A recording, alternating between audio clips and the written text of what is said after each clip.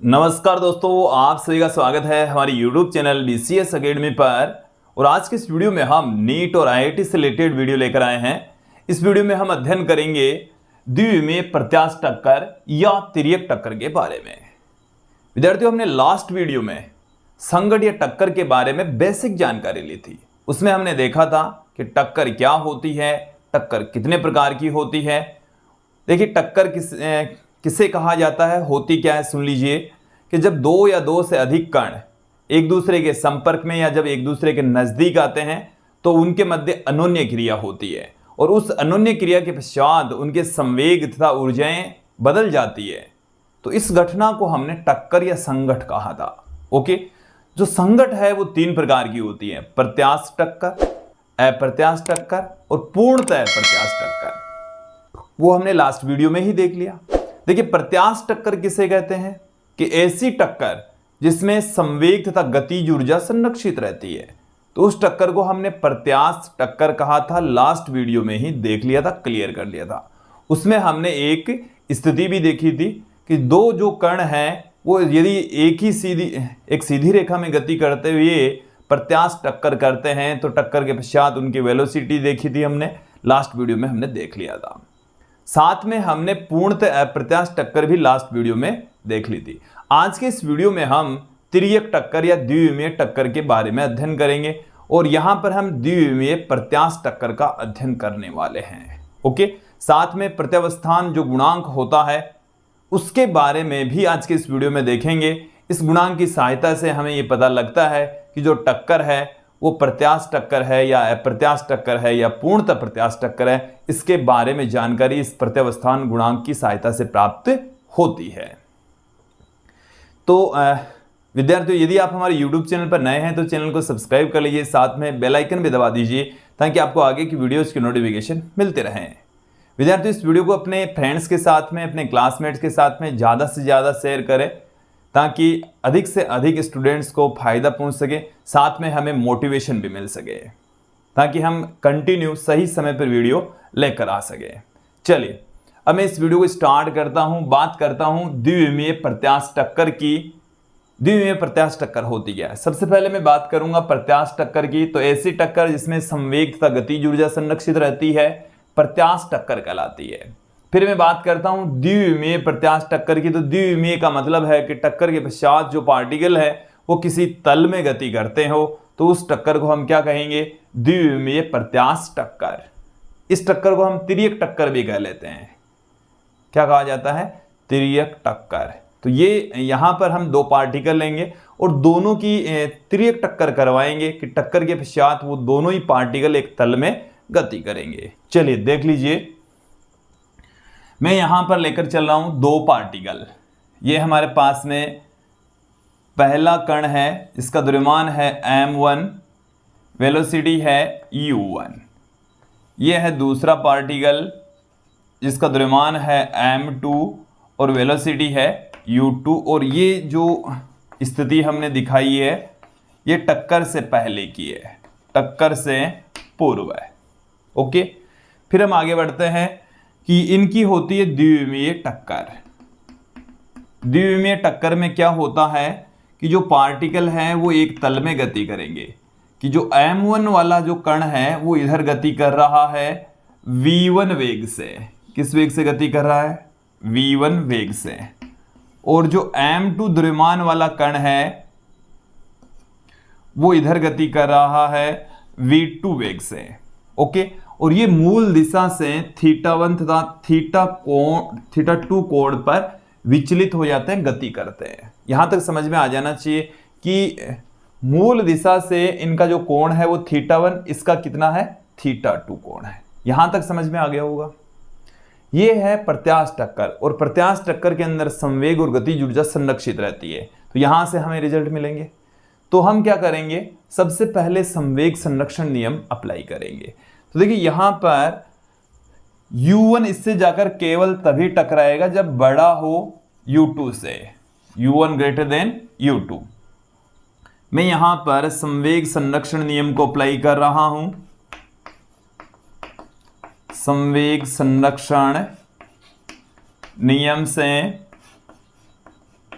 देखिए संवेग संरक्षण नियम सबसे पहले हम देख रहे हैं अक्ष अक्ष दिशा में, क्योंकि ये एक सदिश राशि है, इनको हम घटकों में वियोजित कर लेंगे। देन यहाँ पर देखिए ये जो संवेग है टक्कर के पश्चात वो एक तल में है, इनको हम घटकों में वियोजित कर लेते हैं। इस रेखा को मैं आगे बढ़ाता हूँ और यहाँ से भी इसको इस तरीके से। अब देखिए इसका संवेग है m1v1, तो इस डायरेक्शन में इसका संवेग क्या हो जाएगा m1v1 cos θ1, और इस डायरेक्शन में इसका संवेग क्या हो जाएगा m1v1 sin θ1। ओके, इसी प्रकार से इसका संवेग है m2v2 और इस डायरेक्शन में इसका संवेग क्या हो जाएगा m2v2 cos θ2। इसी प्रकार से इसका इस डायरेक्शन में संवेग क्या हो जाएगा m2v2 cos sin θ2। ये हो जाएगा, क्योंकि इधर cos θ2 तो इधर क्या आएगा sin θ2। ओके, यहां तक समझ में आ जाना चाहिए। अब हम अक्ष अक्ष दिशा में संवेग संरक्षित कर रहे हैं, तो अक्ष अक्ष दिशा में टक्कर से पूर्व का संवेग बराबर होगा टक्कर के बाद के संवेग के। टक्कर से पहले और टक्कर के बाद के संवेग इक्वल रहेंगे, तो पुट कर दीजिए। टक्कर से पहले इसका संवेग क्या है m1u1, इसका संवेग हो गया m2u2, ये बराबर होगा टक्कर के बाद के संवेग के m1v1 cos θ1, फिर प्लस में m2v2 cos θ2। इसको देता हूं मैं इक्वेशन नंबर 1। इसी प्रकार से आप देखें y अक्ष दिशा में, y अक्ष दिशा में, तो देखिए y अक्ष दिशा में टक्कर से पहले कोई संवेग नहीं है, y अक्ष दिशा में पार्टिकल गति ही नहीं कर रहा, तो टक्कर से पूर्व का y अक्ष दिशा में जो संवेग है वो है 0। टक्कर के बाद में ऊपर की ओर संवेग है m1v1 sin θ1, m1v1 sin θ1, और नीचे की ओर जो संवेग है वो है m2v2 sin θ2। अपोजिट डायरेक्शन में है, इसलिए यहां पर एक नेगेटिव साइन आया है। इसको देता हूं मैं इक्वेशन नंबर 2। प्रत्यास्थ टक्कर है जिसमें संवेग के साथ साथ में गतिज ऊर्जा भी संरक्षित रहती है। तो गतिज ऊर्जा संरक्षण नियम हमें क्या कहता है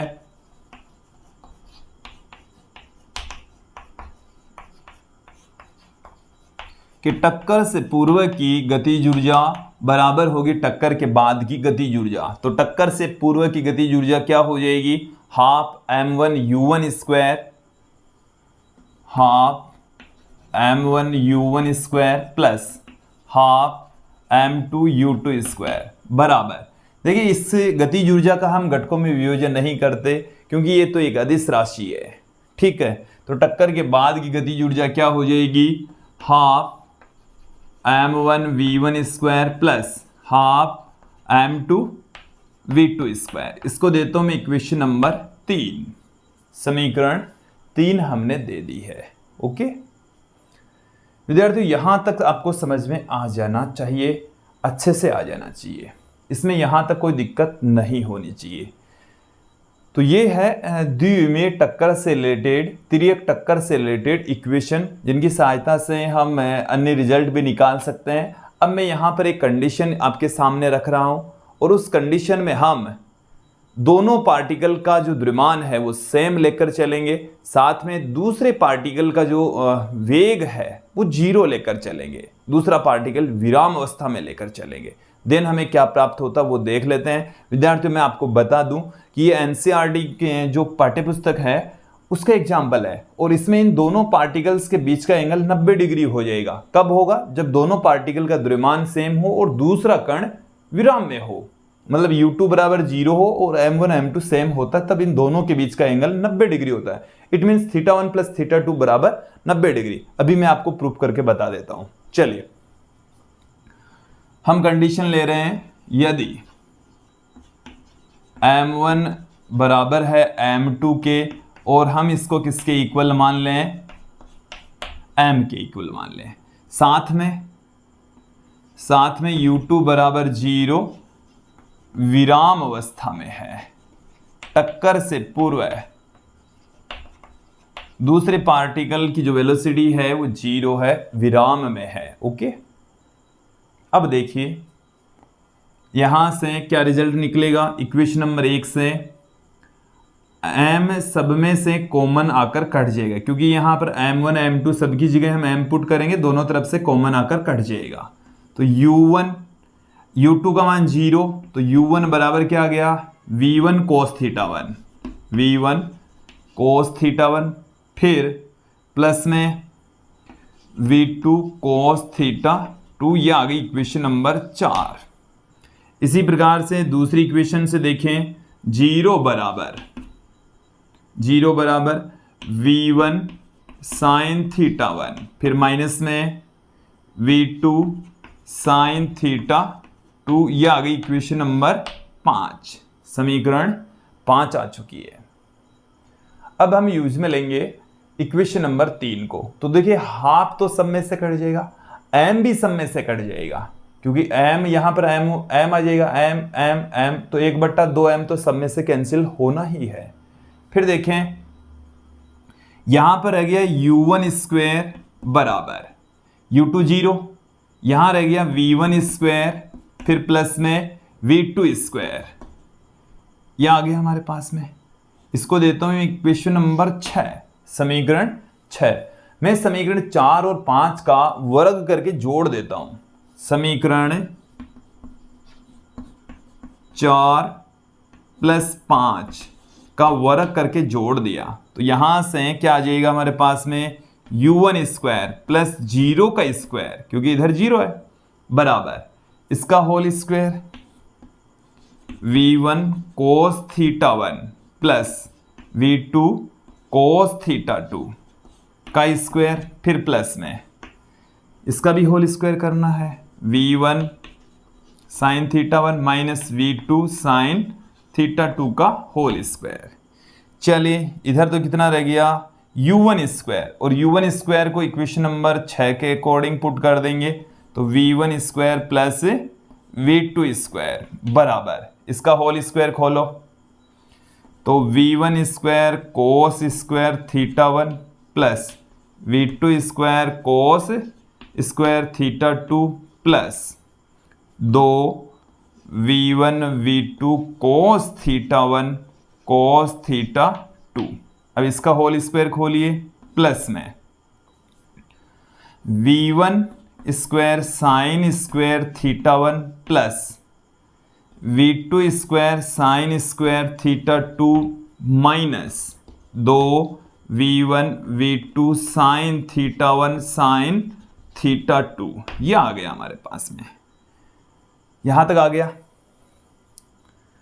चलिए इन सबको मैं एक बार यहां से हटा देता हूं। देखिए दोनों तरफ से हमारे पास में पड़ा है यहां पर v1 square plus v2 square बराबर, इन दोनों में से हम v1 स्क्वायर कॉमन ले लेंगे, देन क्या बच जाएगा, v1 स्क्वायर तो cos square theta 1 plus sine square theta 1 plus इन दोनों में से हम v2 स्क्वायर कॉमन ले लेंगे,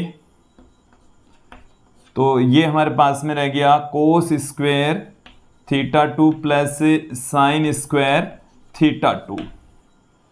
फिर ये दो पद और रह गए, इनमें से भी हमारे पास में क्या कॉमन आ रहा है, प्लस में 2 v1 v2 कॉमन आ रहा है, क्या शेष रह गया, कोस theta 1 cos theta 2 minus sine theta 1 sine theta 2, ये रह गया। यहां से क्या मिल जाएगा हमें, v1 square plus v2 square बराबर v1 square plus v2 square, क्यों ये ब्रैकेट 1 ये ब्रैकेट 1, फिर प्लस में 2 v1 v2, ये इसे हम क्या लिख सकते हैं, कोस थीटा 1 प्लस थीटा 2 लिख सकते हैं, ये कोस a प्लस b का फॉर्मूला है, तो थीटा 1 प्लस थीटा 2। ओके, यहां से ये कैंसिल हो जाएगा, तो 2 v1 v2 cos theta 1 plus theta 2 equal to कितना आ गया, 0 आ गया। ये वाली राशि 0 हो नहीं सकती, देन यहां से cos theta 1 plus theta 2 equal to 0, और ये 0 कब होगा? जब θ1 प्लस θ2 का मान कितना हो? 90 डिग्री हो। θ1 प्लस θ2 कितना हो? 90 डिग्री हो, तब ये मिलेगा। ओके, यहां तक समझ में आ जाना चाहिए। देखो इसका मतलब क्या हुआ कि द्विविमीय प्रत्यास्थ टक्कर के अंदर दोनों पार्टिकल का द्रव्यमान सेम है, दूसरा पार्टिकल विराम अवस्था में है, तो टक्कर के पश्चात उनके मध्य का जो कोण है वो 90 डिग्री रहेगा। कितना डिग्री का कोण रहेगा? 90 डिग्री का कोण रहेगा। यहां तक समझ में आ जाना चाहिए। अब विद्यार्थियों में बात करता हूं प्रत्यावस्थान गुणांक की। इसको हम ई से पुट करते हैं, दो तरीके से उसको परिभाषित करेंगे। देखिए क्या है,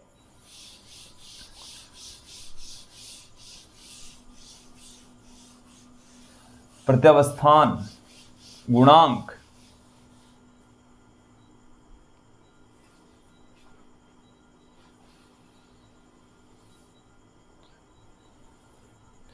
देखिए अब हम देखेंगे टक्कर के लिए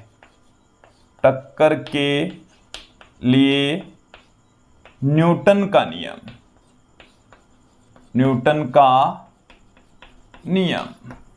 टक्कर के लिए न्यूटन का नियम क्या है? देखेंगे। देखिए न्यूटन ने टक्कर से रिलेटेड एक नियम प्रतिपादित किया और उस नियम में ये बताया कि जो पार्टिकल हैं उनके टक्कर के पश्चात जो आपेक्षिक वेग है तथा टक्कर से पूर्व का जो आपेक्षिक वेग है उनका जो अनुपात है वो नियत रहता है, कांस्टेंट रहता है। और वो जो कांस्टेंट है उसको हम प्रत्यावस्थान गुणांक कहते हैं, जिसको ई से प्रदर्शित किया जाता है। देखिए नियम क्या है, सुन लीजिए। टक्कर के पश्चात कणों का आपेक्षिक वेग, टक्कर के पश्चात कणों का आपेक्षिक वेग, कणों का आपेक्षिक वेग तथा टक्कर से पूर्व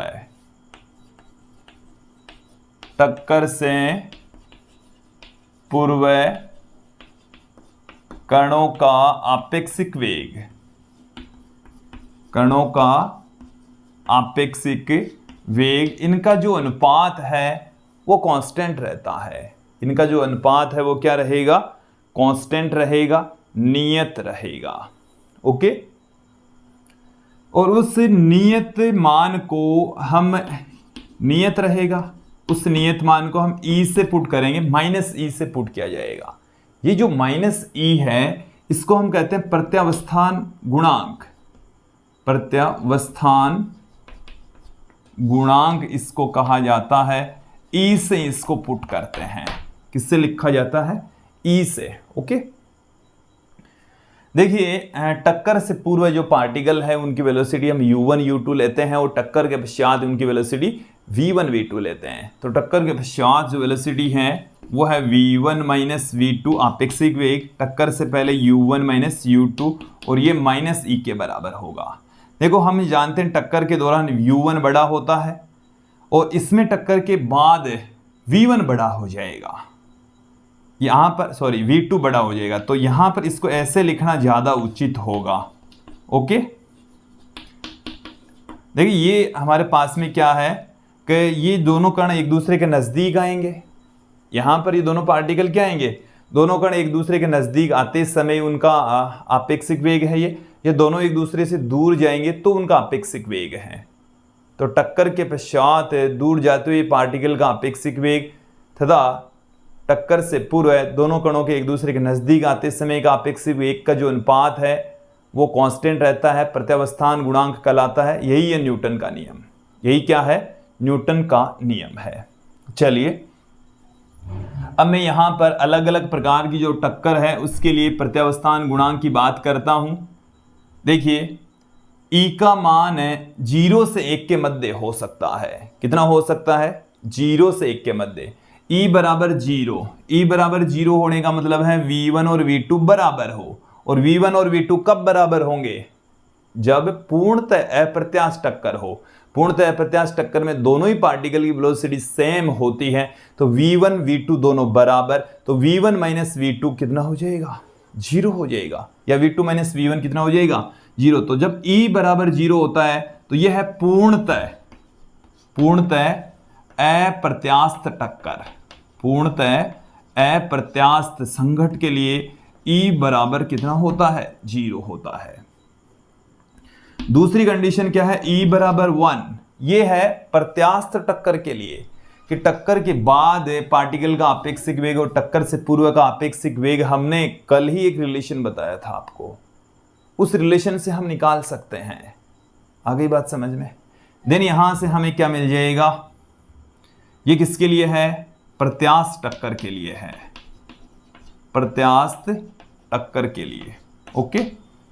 तीसरी जो सिचुएशन है कि जो E का मान है वो 1 से छोटा और 0 के मध्य, तो यह है अप्रत्यास्थ टक्कर के लिए, अप्रत्यास्थ टक्कर के लिए। तो विद्यार्थियों जो E है वो 0 से लेकर 1 तक होता है। इसकी जो वैल्यू है वो 0 से लेकर 1। 0 कब होगी?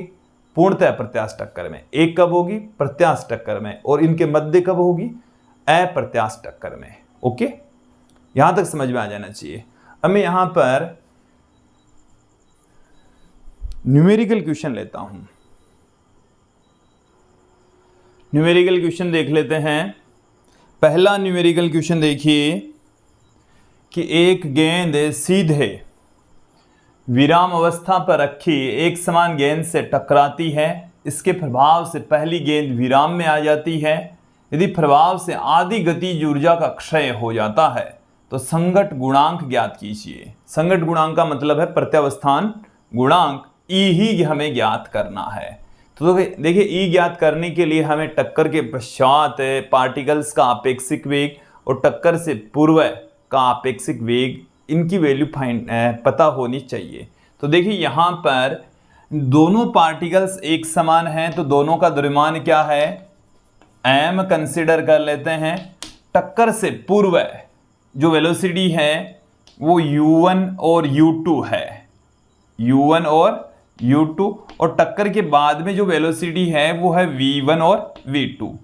ठीक है, चले यहां पर हम देख लेते हैं हमें जो वैल्यू दे रखी है उसके अकॉर्डिंग कि जो गतिज ऊर्जा है उसका आधा हिस्सा क्षयित हो जाता है। तो टक्कर से पूर्व की गतिज ऊर्जा, प्रारंभिक गतिज ऊर्जा कितनी है?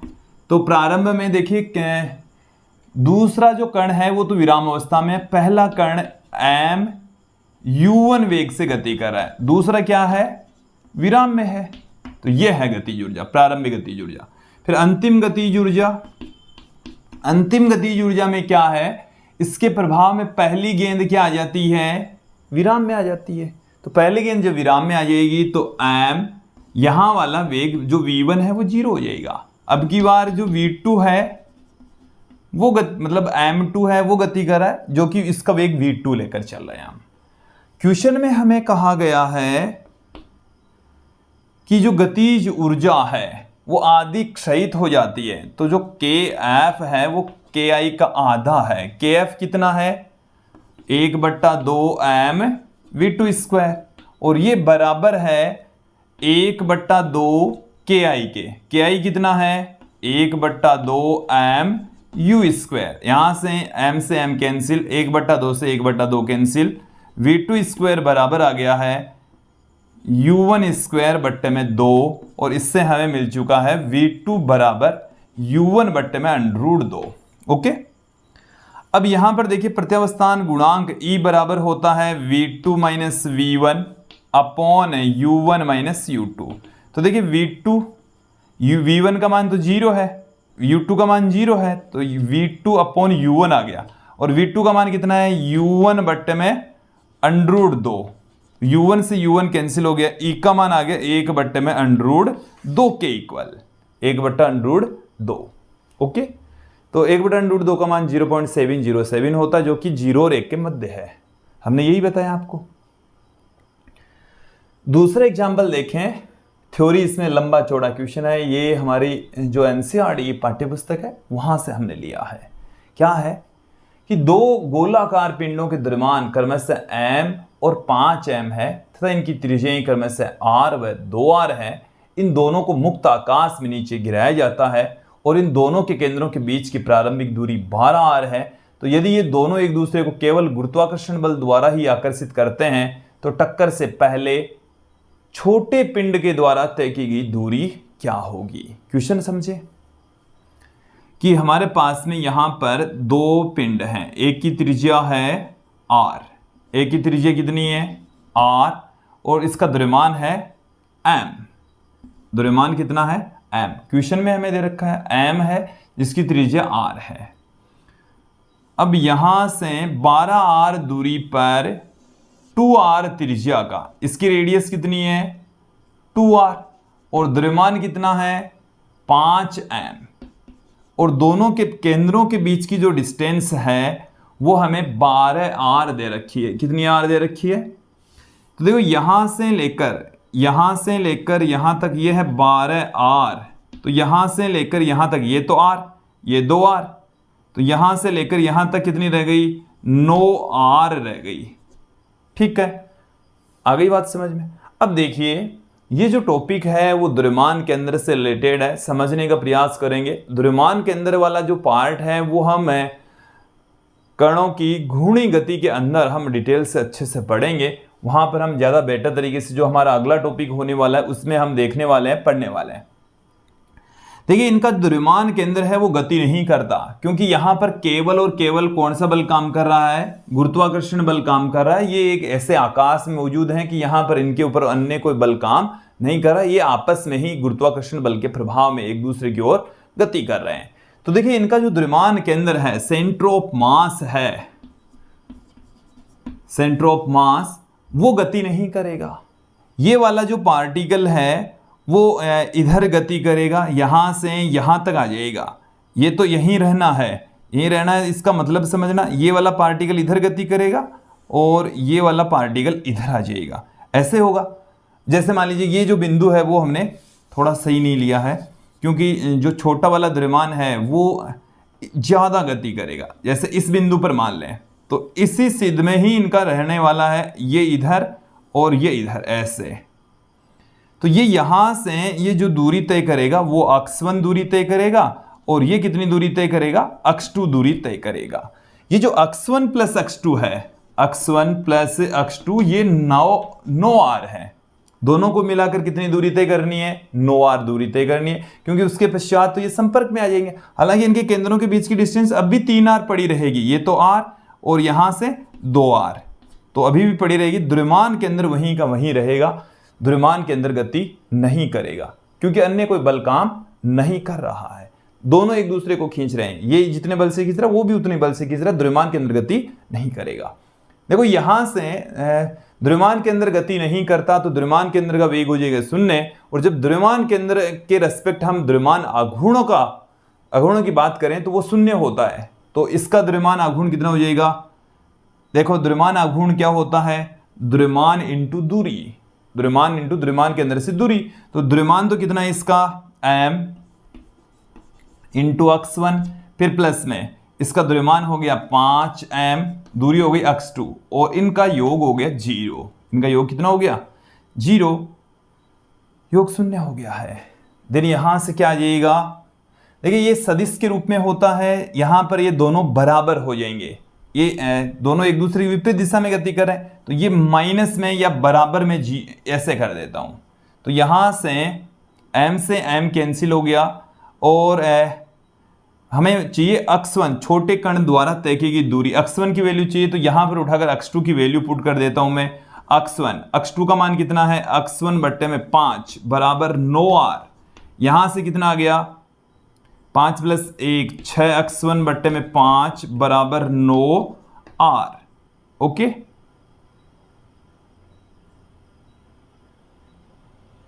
ये आ गया है। चलिए तो यहां से x1 की वैल्यू फाइंड आउट कर लेंगे। ये रिलेशन आ गया हमारे पास में, तो x1 बराबर आ गया 9r गुणा में 5 बट्टे में 6। तो यहां से ये आ गया हमारे पास में 45 बट्टे में 6r, तो ये 7 बार में चला गया 7.5r। तो x1 कितनी दूरी तय करेगा 7.5r दूरी तय करेगा, और ये 1.5r दूरी तय करेगा।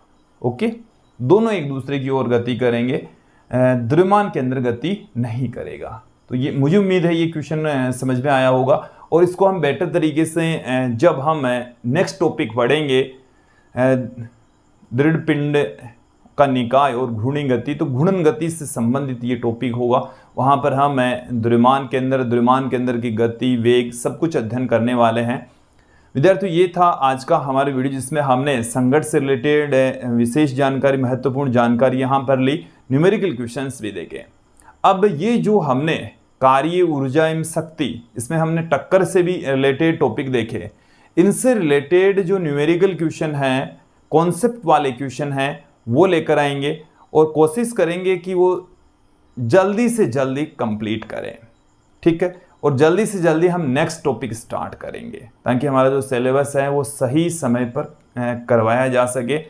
तो विद्यार्थियों, आज के इस वीडियो में इतना ही। धन्यवाद दोस्तों।